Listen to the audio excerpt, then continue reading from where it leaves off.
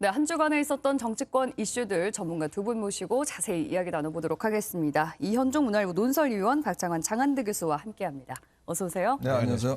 어서 오십시오. 네. 국민의힘 그리고 민주당 그리고 안철수 후보 이슈까지 오늘 두루두루 좀 여러 가지 선거판에 화제로 떠오른 이야기들 다 짚고 가도록 하겠습니다. 먼저 국민의힘 녹취록이 여전히 계속해서 이슈입니다. 이와 관련한 거 먼저 짚어보려고 하는데요. 관련 영상 보고 오늘 대담 시작하겠습니다. 사실 김건희 녹취록 방송은 그런 일이 없었으면 가장 좋았을 텐데 일단 그것이 일반 국민에게 공개된 이상은 그 결과에 대해서 누구도 이러고 저러고 얘기를 할 수가 없어요. 그게 어느 정도 선거에 영향을 미치느냐 하면 저는 누가 단적으로 얘기를 할 수가 없고 그렇죠. 결국은 국민의 판단에 맡길 수밖에 없지 않나 이렇게 봐요. 사담이 공영방송에 의해서 공개가 된 것이 부적절하기는 합니다만은 어찌됐든 그 공개된 과정에서 상처를 입으신 분들에게는 죄송하다는 말씀을 드렸고 그런 마음은 변함이 없습니다. 자, 여야가 요즘에는 녹취록 전국인 것 같습니다. 네. 서로 녹취록을 가지고 공방을 주고받고 있는데요. 먼저 이현종 위원님. 네. 법원이요. 이번 주에 결론을 내린 게 하나 나왔습니다. 서울의 소리가 지금 녹취록을 다 공개한다고 예고를 그렇죠. 하지 않았습니까? 그런데 여기에 대해서 법원이 사생활 부분 제외하고 다 공개해도 좋다. 사실상 이제 거의 공개되는 게 아닌가 싶은데요. 일단 이 법원의 판단은 어떻게 보셨는지 말씀을 주시고 또 서울의 소리가 전부 다 공개를 할 걸로 보시는지 어떻습니까? 일단 이게 법원이 이제 세 개 법원에서 심리가 각각 열렸습니다. MBC 같은 경우는 앞서서 이제 서울 서부지법에서 심리가 열렸는데 네. 여기서는 이제 세 가지를 금지를 했죠.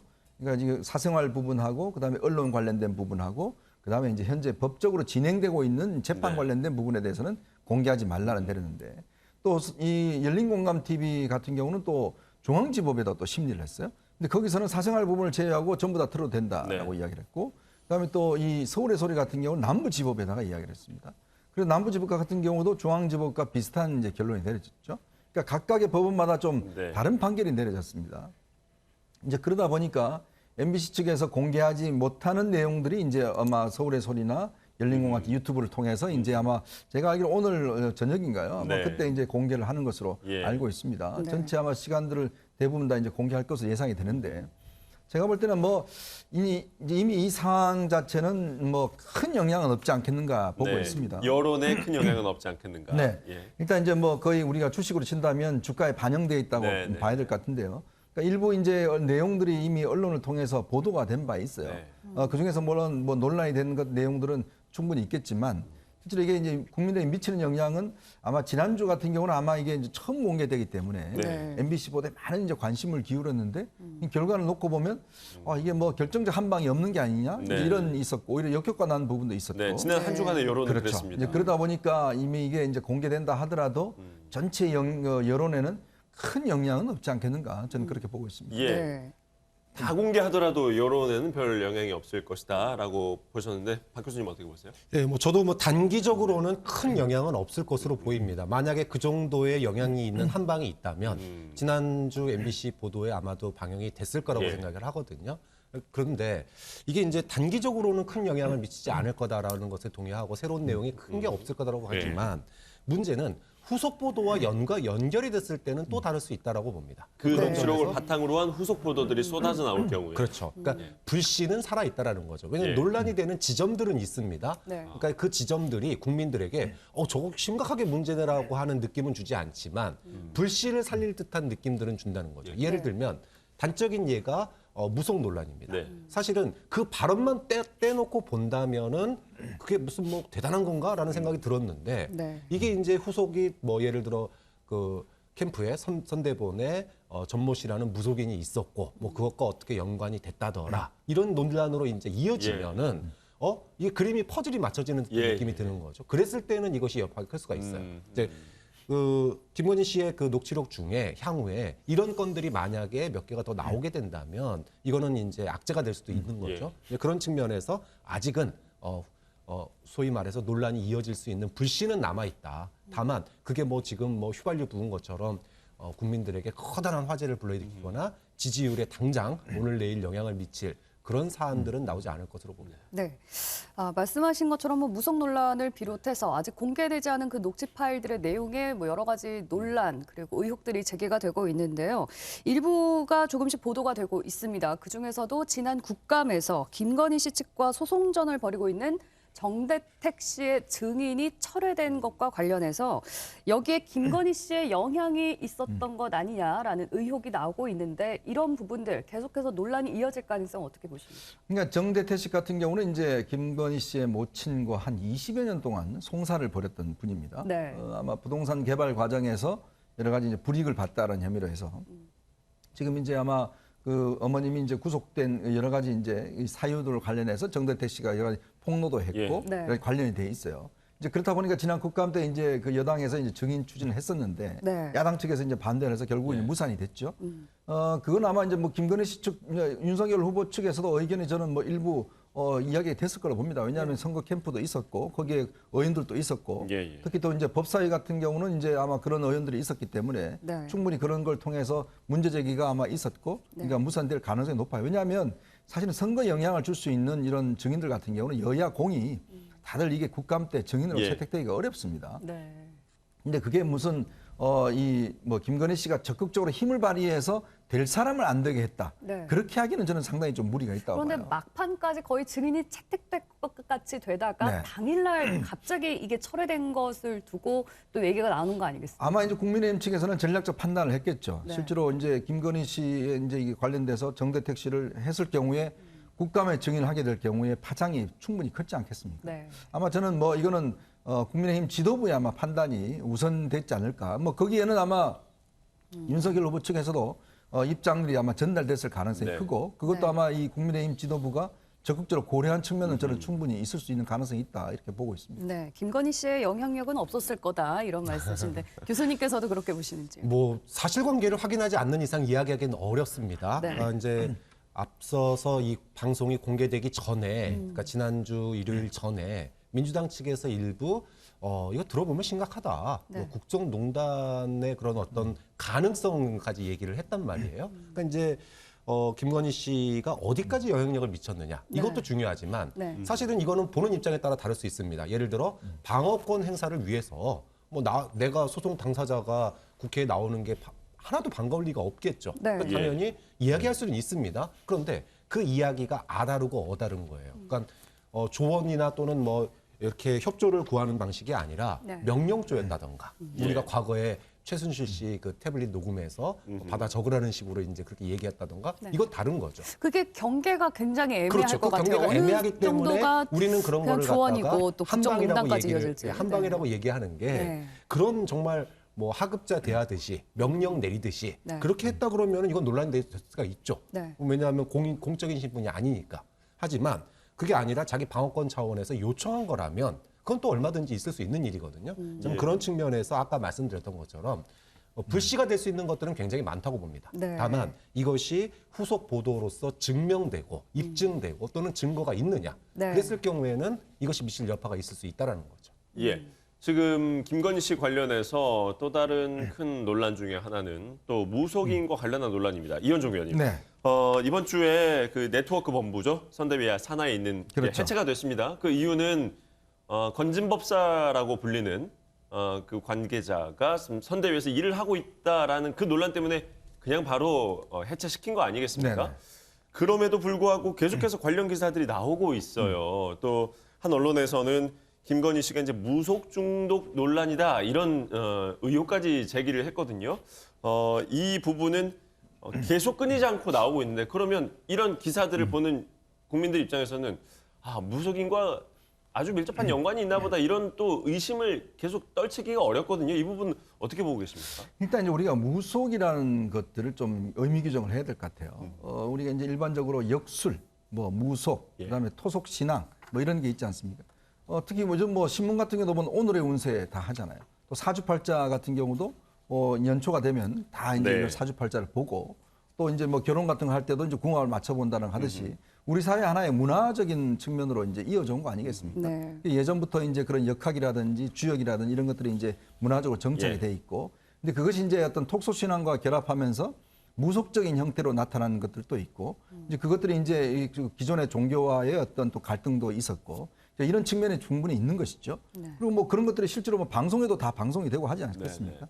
그게 어떤 무속이 나쁘다, 그것이 뭐 잘못됐다라고 규정하기에는 저는 좀 무리가 있다고 봅니다.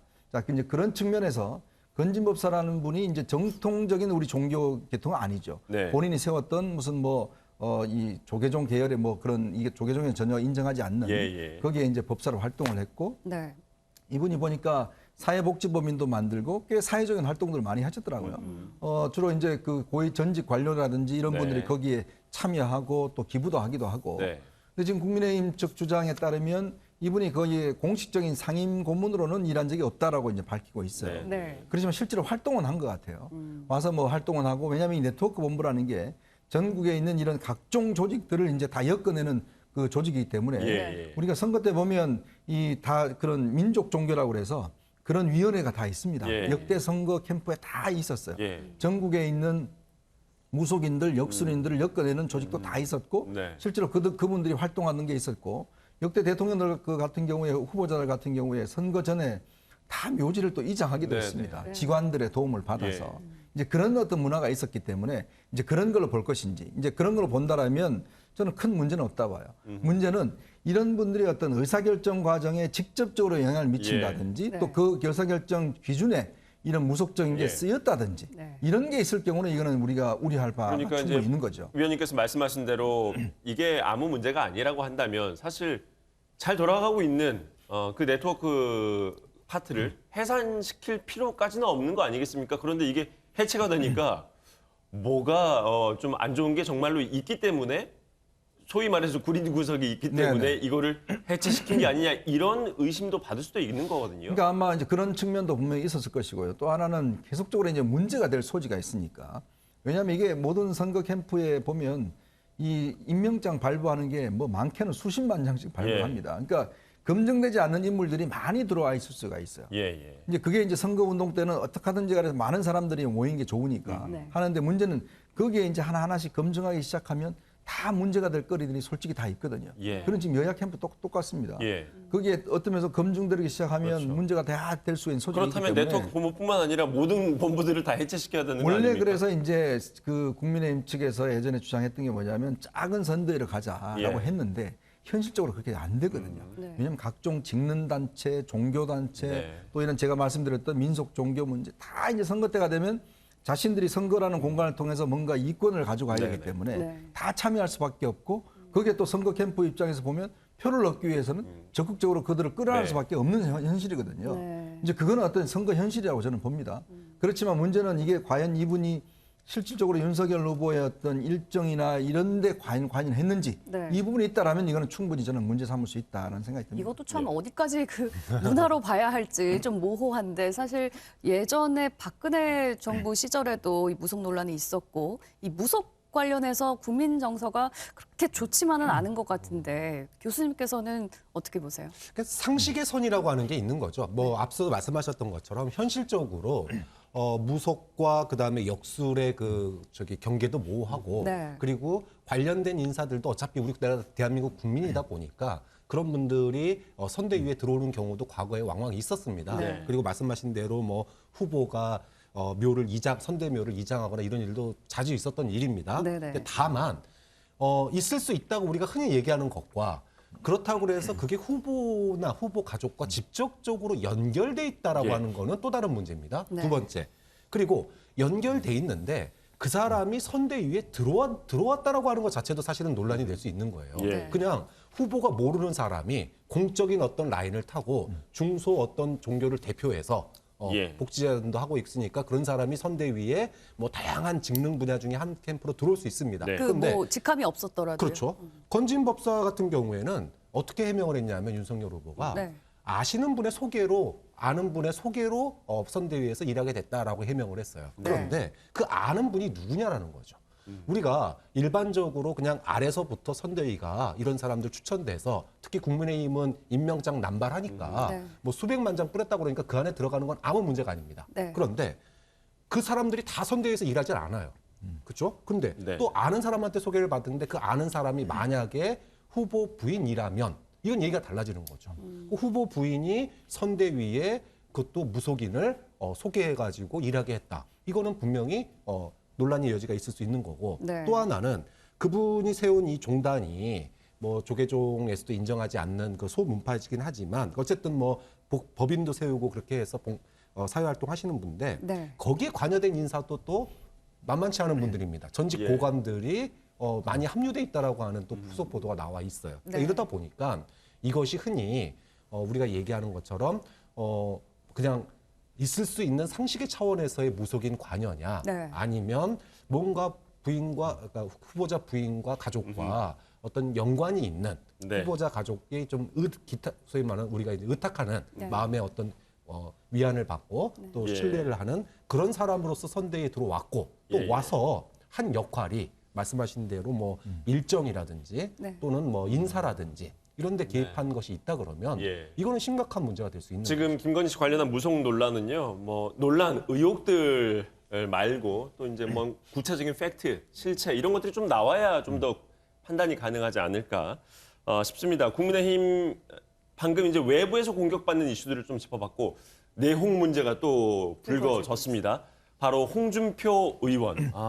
며칠 전 윤석열 후보와 그 만찬 회동을 할 때까지만 해도 그렇죠. 전격적으로 분위기가 아주 좋아졌고 네. 또 홍 후보가 이제는 정말 원팀으로서 앞장서서 윤 후보를 도울 것 같은 느낌이 들었는데 오래가지 않았습니다. 바로 공천 문제 갈등이 불거졌는데 정말 뭐가 문제라고 보십니까? 이게 공천 문제가 정말 문제였다고 보시는지 아니면 그거 외에 처가비리 엄단 등 요구했던 그런 다른 조건들 때문에 이게 결렬됐던 거라고 보시는지요? 뭐 국정 운영 능력을 할 수 있는 뭐 그런 조치라든지 처가 문제에 대한 문제라든지 이거는 뭐 저희가 볼 때는 큰 문제는 안 됐다고 봐요. 왜냐하면 윤석열 후보가 그동안 본인의 처가 문제 같은 경우도 똑같은 잣대로 하겠다라고 이야기를 했고 예. 국정 운영 능력이야 뭐 굉장히 추상적인 문제 아니겠습니까? 근데 이제 지금 두 사람에서 회동해서 홍준표 의원이 나가면서 이거 수성 현재 이게 서울 이제 대구 중남구가 이제 네. 재보궐선거했고요. 서울 종로가 있는데 이 두 네. 군데를 최재형 전 감사원장과 이진훈 전 수성구청장을 이제 임명해달라. 네네. 이진훈 전 수성구청장 같은 경우는 이제 이 홍 후보 측 인사입니다. 네. 예전에 선대본에서 같이 일을 했고 하기 예. 때문에. 그러니까 이게 사실은 이 정치권에서는요. 제일 중요한 게 결국 공천권이잖아요. 네. 네. 근데 결국은 그동안 본인이 합류하겠다고 한 게 이 공천권 때문에 그런가. 왜냐하면 이번에 5군데에 대한 이제 이 선거 문제가 대선 날하고 같이 겹쳐지기 때문에 네. 또 이해관계가 당사자들이 굉장히 많습니다. 예. 네. 지금 대구 중남구 같은 경우는요, 이 예비후보로 뛰는 분만 20명이에요.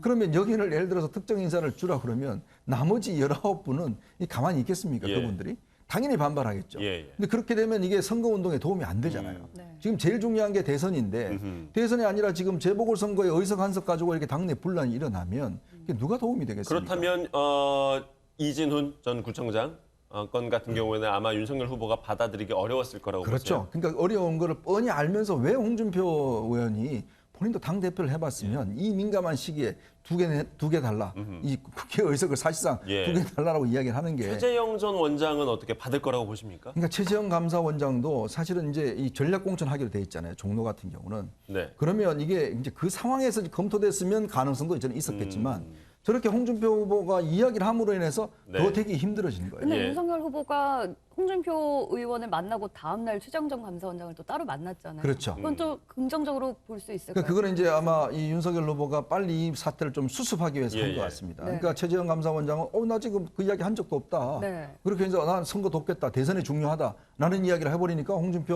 의원이 완전히 이제 낙동강 오리얼이 돼버린 거 아니겠어요? 네, 네. 저는 이번 사태는 결국은 물론 뭐 윤석열 후보가 이런 것들 좀 잘 처리를 했어야 되면 그런 네. 문제는 지적하겠지만 예. 근본적으로는 홍준표 의원이 그동안 선거운동을 전혀 돕지 않고 사실상 윤석열 후보의 뭐 반대 운동을 하다가 네. 이제 합류 조건으로 의석을 2석을 해달라. 이게 우리 국민들 보시기에 이거야말로 이제 구태 정치 아닌가. 내가 이 어떤 조건을 걸고 하는 게 아니라 물론 본인은 그냥 추천한 것 뿐이다라고 이야기를 네네. 하지만 그 누가 다 알지 않습니까? 정치권에 추천한다는 게 결국은 그 자리에서 이야기를 했다라는 게 다 예. 이야기가 새 나갈 가능성이 크다는 걸 본인도 알지 자, 않습니까? 이렇게 되면 이제 홍준표 의원이 뱉은 말들이 있기 때문에 다시 뭔가 원팀이 돼서 윤석열 후보를 돕기는 쉽지 않을 것 같은데 그러면 외곽에서 소위 말해서 디스라고 하죠. 우리 계속 이제 후보를 흠집내고 공격하는 거 이렇게 나올 가능성도 배제할 수 없는 거 아니겠습니까? 그렇죠. 지금 남은 거는 이제 감정만, 그것도 이제 나쁜 악감정만 남게 됐습니다. 예. 저는 홍준표 후보가 그 공천 얘기를 한 거는 부적절했다고 봅니다. 뭐 네. 여기에 대해서 누가 칭찬할 사람은 없다고 봐요. 근데 문제는 이게 공개적인 제의나 공개적인 대화가 아니었습니다. 네. 비공개 회동이었습니다. 그러니까 정치인들이 비공개로 얘기할 때 뭐 예를 들어 서울시장 후보 단일화도 마찬가지고 결과적으로는 서울 정무부시장 안철수 후보 측에 줬잖아요. DJP 연대도 국무총리 자리를 갖다가 JP한테 줬습니다. 자, 이런 식으로 정치적인 어떤 비공개 네. 회담에서는 이러한 자리를 매개로 한 거래가 있을 수 있는 일이죠. 네. 뭐 그걸 공개적으로 얘기하지 못하는 것도 그래서 비공개입니다. 그런데 문제는 비공개로 제의한 거를 갖다가 공개적으로 맹비난을 하고 나섰다는 거죠. 예. 만약에 윤석열 후보의 지지율이 지금 낮았다면 이거 과연 공개적으로 이렇게 홍준표 의원의 제안을 공개적으로 홍준표 후보를 이렇게 맹비난하는 예. 내용을 냈을까? 소위 저는 안 말해서 그랬을 거라고 봅니다. 윤핵관 쪽에서 그렇죠. 예, 그 말씀이신 거죠? 자, 당일날 두 가지 앞서서 뭐 국정 운영의 능력을 보여줘라. 그다음에 처가 문제에 대해서 엄단하겠다고 예. 표시해라. 네. 이 두 가지 얘기가 나왔을 때까지만 하더라도 원팀 분위기였습니다. 그런데 만약에 이 공천 문제가 됐다면 후보가 그 부분 좀 받기 어려웠다면 예. 네. 이거는 제가 좀 가서 뭐 당대표나 또는 선대본에서 이건 얘기를 해야 될 것 같습니다. 라고 시간을 벌면 돼요. 예. 충분히 그 정도 양해할 수 있는 문제입니다. 그런데 그 자리에서는 이제 우리 원팀이다라고 거의 선언 직전이었는데 네. 돌아가서 밤새고 났더니 그 다음 날 당에서 홍준표 후보를 맹비난하는 얘기가 나왔다. 네. 자, 이렇게 되면은 이거는 홍준표 의원이 그래서 이제 화가 난 거죠. 이거 윤핵관들이 장난이구나. 그러니까 공천 문제 하기 싫으면 안 되면 내가 만나자 그런 것도 아니고 자기들이 만나자 그랬으면서 그것도 네. 그래서 비공개로 만났는데 하기 싫으면은 나한테 그거 좀 어려울 것 같습니다. 그래도 좀 도와주시죠. 이렇게 네. 하면 될 문제인데 네. 방송 언론에다 대고 이렇게 공천을 요구하는 건 시대착오적인 것이고 완전히 홍준표 후보를 갖다가 나쁜 사람으로 딱 만들어버렸잖아요. 직접 예. 겨냥하진 않았지만 그렇죠. 사실상 이제 홍준표 사실상 나쁜 의원을 사람으로 두고한 얘기였죠. 윤석열 후보는 공정을 잘 지키는 사람인데 홍준표 의원이 옆에서 불공정하게 거래를 제안했다. 폭로를 내버렸어요. 꼭 그런 방식으로 문제를 수습을 했어야 될까요? 그래서 이른바 여기에는- 윤핵관 쪽에서. 그렇죠. 여기에는 네. 두 가지 이유가 있다고 봅니다. 첫 번째는 홍준표 없이도 20대 잡고 갈 수 있겠구나. 그런 지지율 자신감. 좋으니까 자신감. 두 번째는 정치력의 문제입니다. 네. 과거에도 어떤 문제가 터졌을 때 문제를 풀어가는 방식이 네. 뭐 이거를 여의도 문법이니 여의도에서 어떻게 하니 이런 문제가 아니라 이준석 대표와의 갈등을 풀어가는 방식도 사실은 벼랑 끝 전술이었거든요. 양쪽 다. 네. 네. 그러니까 거의 원활하게 문제를 풀어가는 방식이 네. 아니라 파열음을 내는 방식으로 그것도 거기에 소위 말하는 참모들 윤핵관이라고 하는 참모들이 그 결정 과정에 개입돼 있는 게 개입될 확률이 높은 예. 그런 의심이 가는 대목들이 있기 때문에 예. 네. 이 부분이 그러면은 후보의 정치력 문제가 또 하나 이제 논란으로 남을 수 있는 그런 사안이 됐다. 예, 이현정 의원님. 지금 네. 이 부분 좀 더 짚어보죠. 왜 이렇게밖에 이른바 윤핵관 쪽에서 공천 문제를 수면 위로 터뜨릴 수밖에 없었는지 그 의도는 어디에 있다고 보세요? 그러니까 첫 번째는 제가 아까 말씀드렸듯이 이해 당사자가 너무 많았다. 어. 지금 보면 제가 아까 말씀드렸잖아요. 여기 출마하려고 하는 사람들이 꽤 많습니다. 네. 더군다나 서울 종로 같은 경우는 지금 원희룡 본부장까지도 이야기되고 있어요.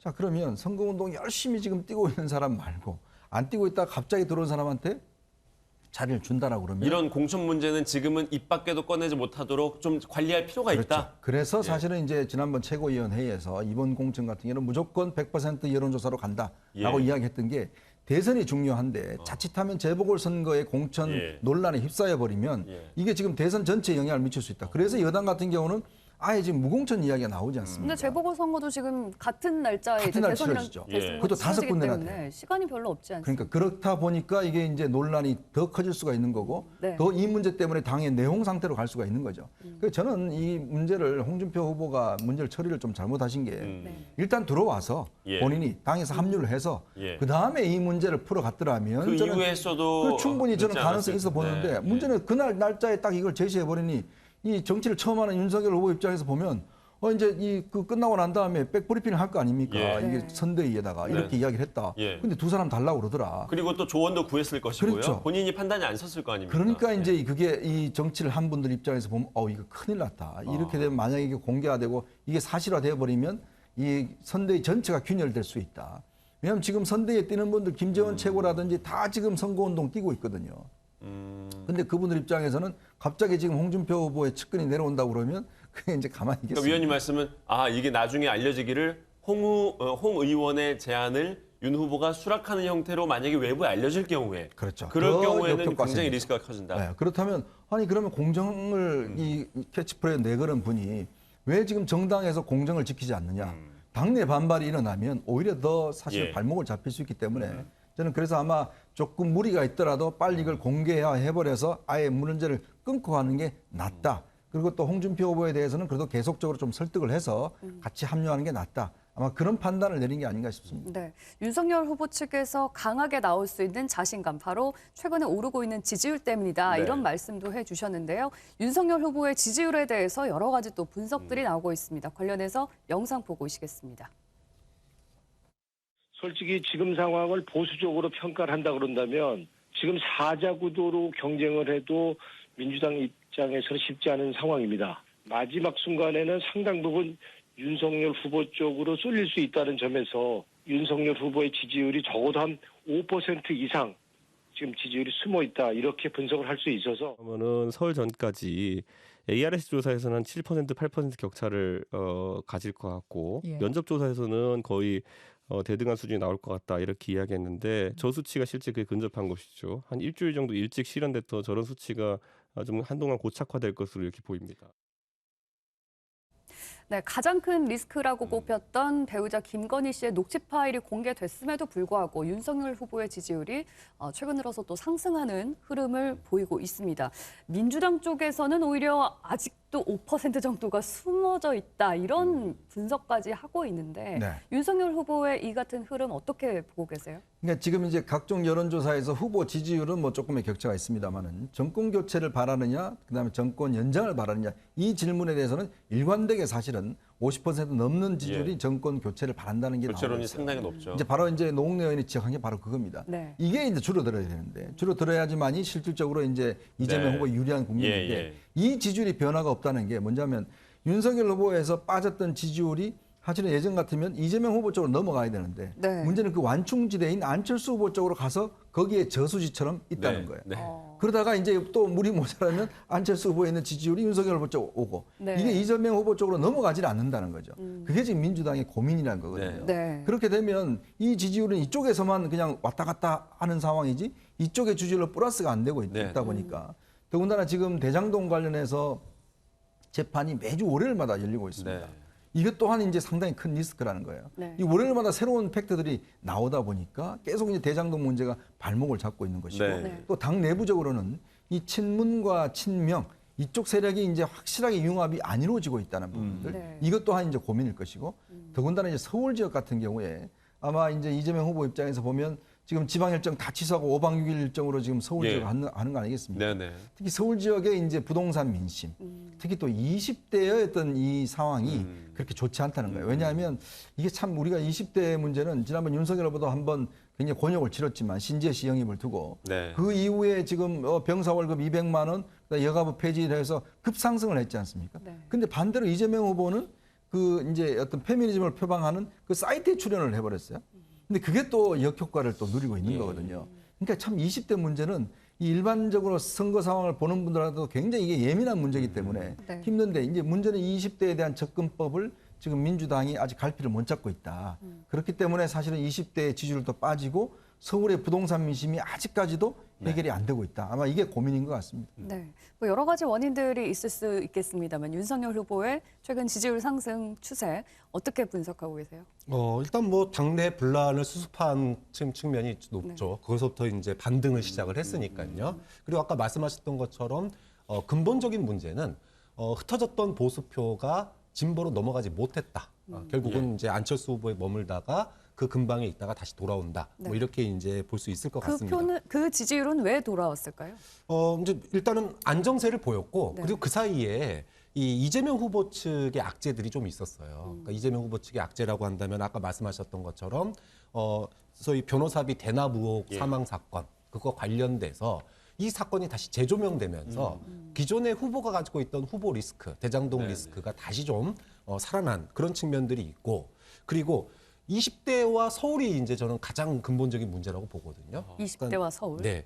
그러니까 이재명 후보의 지지율이 한 2주 전까지 좋았을 때와 지금의 지지율 보면은 격차가 나는 데가 가장 크게 격차가 나는 데가 두 개입니다. 하나는 20대고 하나는 서울이에요. 변화. 그렇죠. 그러니까 변화가 심했다. 2주 전에는 20대에서도 우위를 보였고 예. 그다음에 서울에서도 우위를 보였습니다. 네. 그런데 네. 이게 지금은 격차가 꽤 벌어졌습니다. 완전히 역전됐죠. 자, 20대의 변화는 일주일마다 바뀝니다. 예. 특히 네. 이대남들은 거의 뭐라 그럴까요? 후보들을 갖다가 옥죄고 있습니다. 조금이라도 패미에 가까워지거나 네. 20대로부터 좀 멀어지고 균형의 균자만 나와도 예. 우리 안 밀어주네 그러면서 아하. 바로 바꿔버립니다. 예. 네. 그래서 윤석열 후보가 거기에 굴복했죠. 그래서 여가부 폐지, 병사 월급 200만 원 네. 이러니까 다시 돌아온 겁니다. 예. 반대로 이재명 후보는 그날 뭐 했냐? 닷페이스라고 예. 소수 친소수 친태미 이런 이제 방송을 하는 거기에 출연을 결정을 했던 날이거든요. 네. 근데 이러니까 20대가 우리 얘기 안 듣고 딴 데 쳐다봐 바로 표 빼버렸습니다. 그만큼 20대의 이 일주일마다 변하는 이 스윙의 폭은 예. 네. 자신들의 목소리를 오롯이 반영하지 않으면 바로 표 빼버리겠다. 아하. 그만큼 무서워요. 그게 영향을 미쳤다고 보고요. 또 하나는 서울인데 네. 서울의 핵심은 역시나 부동산 민심이 예. 이제 이게 핵심 아니겠습니까? 예. 그런데 이렇다 할 대책을 이재명 후보가 아직은 예. 못 내놓고 있는 거 아니냐. 그러니까 대책은 계속 내놓는데 네. 이게 효과가 발휘하려면 시간이 걸리는 거예요. 예. 집이 하루아침에 뚝딱 만들어지는 예. 게 아니지 않습니까? 좀 그런 측면에서 이 부분은 사실은 이재명 후보가 안고 가야 될 부분인데 서울 지역 메타버스를 통해서 20대와 성난 서울의 부동산 민심 이 두 네. 마리 토끼를 정말 저인망식으로 과연 뚫을 수 있을까? 네. 이 부분에 대해서 민주당 측도 고심이 굉장히 조심스럽게 예측해 보자면 박 교수님께서는 서울 민심 앞으로 한 50일 좀 못 남았는데요. 지금 다소 윤석열 후보가 좀 더 높게 나오는 그런 최근의 또 여론 동향 이대로 갈 거라고 보세요? 아니면 좀 변화가 있을 거라고 보세요? 저는 이재명 후보가 지난번에 얘기했던 게 정답이라고 봅니다. 그러니까 우리가 잘해서 지지율이 오른 게 아니고 상대가 못해서 지지율을 올랐다.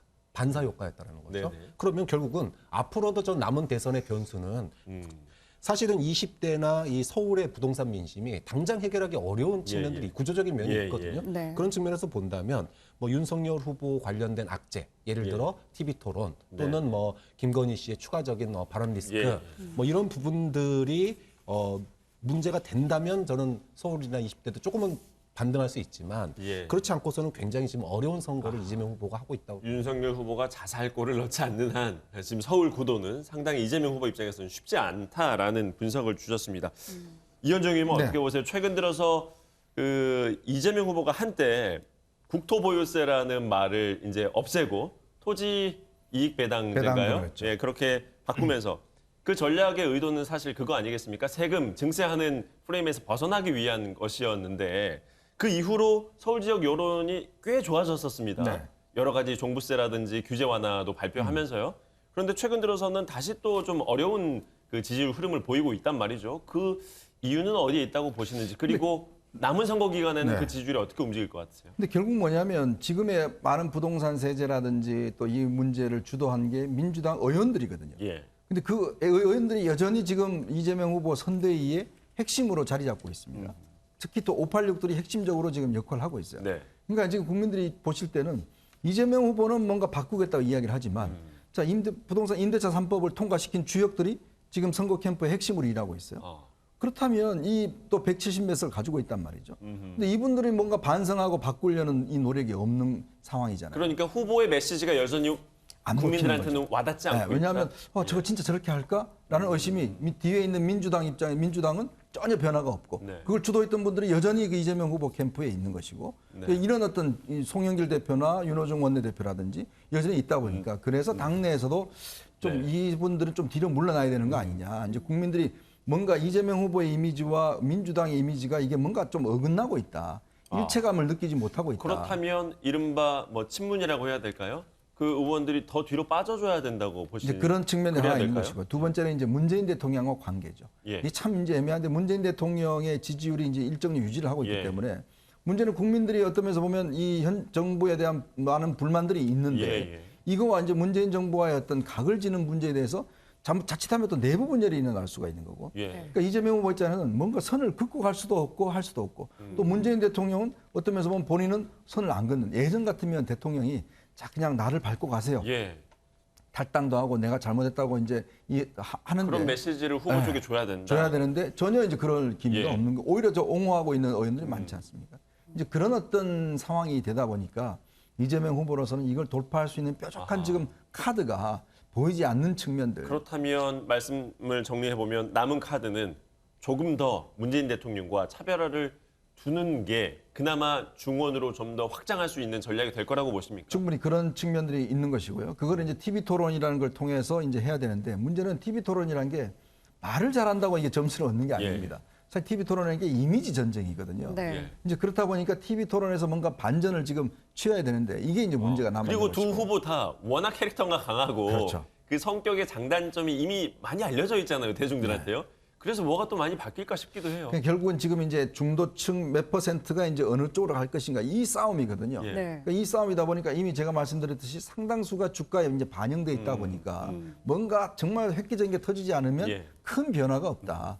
이제 그렇다면 이제 앞으로 선거운동 기간 동안 민주당 입장에서 보면 뭔가 좀 충격적인 선거 예. 방법들, 좀 예. 충격적인 관계들 이걸 해서 좀 반전을 기해야 되는 이제 그리고 또 상대방의 또 실수를 좀 기대해야 되는 예. 뭐 그런 측면들이 남아 있을 겁니다. 네. 윤석열 후보의 지지율이 소폭 상승을 하고 또 이재명 후보는 답보 상태를 보이고 있는 가운데 안철수 국민의당 후보의 지지율도 지금 정체 현상을 보이고 있습니다. 단일화 이슈도 이제 얘기가 조금 달라지지 않을까 이런 생각이 예. 드는데요. 관련해서 준비된 영상 보고 얘기 나눠보겠습니다.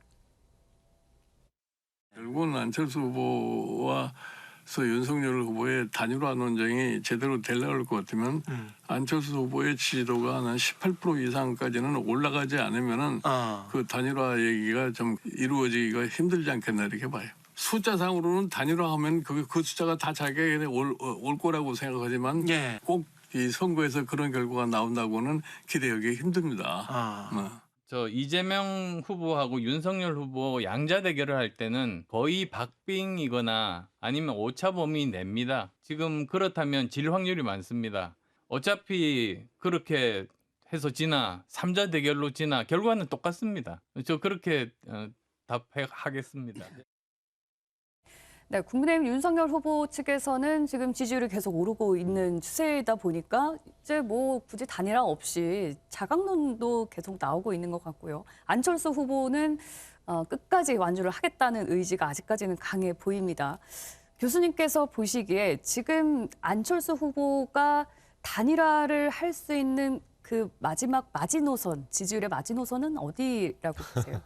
글쎄요, 저는 지난번에 이제 윤석열 후보의 지지율이 떨어졌을 때부터 이제 안철수 후보의 지지율이 급상승하기 시작을 했지 않습니까? 네. 그래서 이제 윤석열 후보의 지지율이 좀 회복이 되면 어느 정도 조정기를 거치지 않을까 봤어요. 근데 거의 대부분의 여론조사에서 사실은 이제 안철수 후보가 조정기를 조금은 겪고 있습니다. 네. 15%에서 10% 사이의 것들이 나오는데 이제 어제 갤럽 조사만 유독 보면은 뭐 17%까지 오른 걸로 나왔어요. 네. 그래서 어느 거를 봐야 될지 아직은 잘 모르겠지만 그런 점에서 저는 앞으로의 더 상승의 가능성은 이제는 더 이상은 없지 않느냐. 윤석열 후보가 그렇게 빠졌는데도 최대치가 15 또는 어저께 갤럽 기준으로 17까지 예. 나왔는데 네. 더 이상 상승하기는 어렵다. 자, 이런 게 이제 민주당에서도 그렇고 국민의힘에서도 그 정도 보고 있는 것 같아요. 그러다 보니까 윤석열 후보 측에서 이거 홍준표 없이도 되겠네. 그다음 윤석열하고 굳이 단일화 안 해도 되겠네. 하더라도 지금은 그 얘기 꺼낼 상황도 아니지만 네. 계산기 두들겨 보면 지난번에 다자구조로 치러졌던 대선에서 문재인 후보가 41% 득표율로 당선이 됐었거든요. 네. 그러면 다자구도로 갔을 때 안정적인 41%를 당선한다면 가능성이 전혀 없는 건 아닙니다. 그렇게 네. 놓고 본다면 자강론이 당장 단일화 안 하겠다가 아니라 현재로서는 자강론을 외치는 게 너무나 당연한 수순이다. 이렇게 볼 수밖에 없겠죠. 김종인 전 위원장은 18%를 넘지 못하면 단일화가 이뤄지지 못할 것이다 이렇게 네. 전망을 했거든요. 콕 집어서 그 18% 이게 왜 근거는 그러냐면 어디에 있을까요? 18%가 이제 지금 17%가 이제 한국갤럽에서 예, 나왔지 않습니까? 최고치가 네. 있었죠. 그거보다 더 상승을 한다라고 그러면 이게 단일화하는 전제 조건이 뭐냐면 안철수 후보 입장에서는 만약에 단일화 여론조사를 해서 내가 이길 수 있다는 자신감이 있으면 단일화를 시작할 겁니다. 네. 이게 항상 그렇습니다. 이걸 해서 여론조사해서 힘들다 그러면 안 할 거예요. 왜냐하면 오세훈 본인이 시장하고 후보가 될 마찬가지. 수 있는 그렇죠. 그 여건이 오세훈 된다면. 시장하고 그 단일화 할 때도 본인이 이기는 여론조사 꽤 많이 나왔지 않습니까? 네. 그러니까 단일화를 하는 거거든요. 그렇지 않으면 단일화를 안 할 겁니다. 네. 이제 그 안 할 경우는 지금 이제 김종인 위원장 이야기했듯이 18% 넘어가면 실제로 여론조사에서 두 사람이 여론조사 붙어보면 이길 가능성이 있다라고 한다면 단일화에 들어올 것이고 그렇지 않을 경우는 아마 국민의힘 내에서 3자 필승론이 나올 거예요. 즉 3명 나오면 우리 반드시 이긴다. 나와도 이긴다. 네. 라는 3자 필승론이 나올 건데 과연 그게 얼마나 이제 근거가 있는지는 모르겠지만 예전에 이제 DJ, YS, 노태우 1로 3김 때 DJ가 4자 필승론 이야기했다 결국 이제 안 낸 경우가 있거든요. 그러니까 삼자 필승론이 안철수 후보도 나와도 이긴다라는 그렇죠. 말씀이신 바로 거죠? 그런 게 이제 이 예. 지지율이 떨어지기 시작하면 이게 18%안 되면 예, 심상정 후보도 있어서 드린 말씀입니다. 예. 뭐 사자 여기는 전략적으로 필승론 전략적으로 이라고 말씀해 주셔야 돼요. 그런 측면이니까 결국 이제 그런 어떤 측면이 있는데 모르겠습니다. 이제 안철수 후보는 지금부터는 조직이 좀 있어야 돼요. 지금까지는 개인기로 올라왔다면 17%에서 더 올라가려면 조직과 사람이 있어야 됩니다. 네. 근데 지금 그래서 이제 그 최진석 교수도 영입을 하고 김동길 교수도 영입하고 뭔가 조직력을 갖추려고 하는데 네. 이게 좀 늦은 감이 좀 있지 않는가 그런 측면이 있고 일단 선거운동할 수 있는 조직이 갖춰져야지만이 아마 지지율을 좀 올라갈 수 있지 않을까. 예, 그런 만약에 단일화에 나서지 않는다면 완주인가요? 그러면 안철수 후보가 일단 뭐 본인 완주할까요? 입장에서 보면 네. 이게 이 상황이 이제 지방선거도 있고 하기 때문에 완주할 가능성도 저는 충분히 배제할 수는 없지만 그러나 정권 교체를 해야 된다는 아마 국민적 압박이 굉장히 심한 걸로 보면 저는 예. 결국에는 단일화 쪽 가능성을 조금 높게 보고 있습니다. 네. 예, 이 모든 것이 이제 지지율 동향과 연관이 있는 거니까요. 저희가 또 다가오는 주에 지지율도 잘 지켜보면서 또 분석해봐야겠습니다. 오늘 대담은 여기까지 듣겠습니다. 고맙습니다. 고맙습니다.